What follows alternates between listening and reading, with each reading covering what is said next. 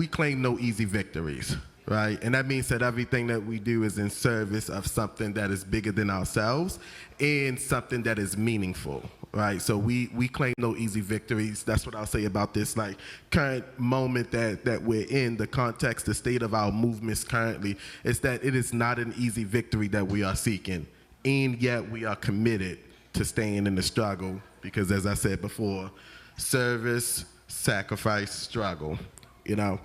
the second thing that I'll say is that, you know, in Cortland, we may not be able to get into it now, but I'm curious around like how you all dealt with this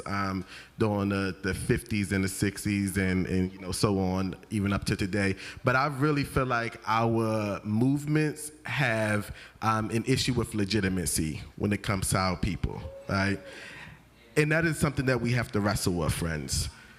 I don't have the picture perfect answer to it, but what I will say is that our people are looking to not be misled, right? We have to be very intentional and realistic around, just as Charles said, what are the pressure points that are going to come from voting versus what are the pressure points that's going to come from organizing our folks and orientation that this is a long-term struggle, that it is possible that we will, as Cortland likes to say, only solve one thing in our lifetime and that we have to be okay with that, but that we are passing the torch on to the next person to build off of that legacy. But right now, I think that there is the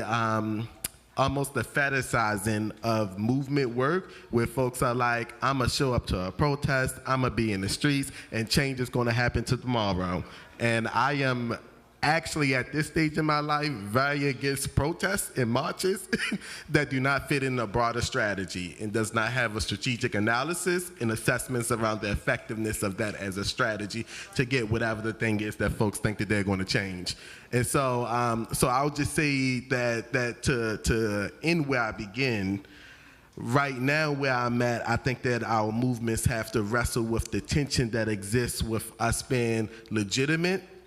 in the eyes of our folks, our base, the people who we are seeking to reach, and that tension that exists with the realities of the fact that we do have to organize people to a vision that is broader than just their own individual self-interest.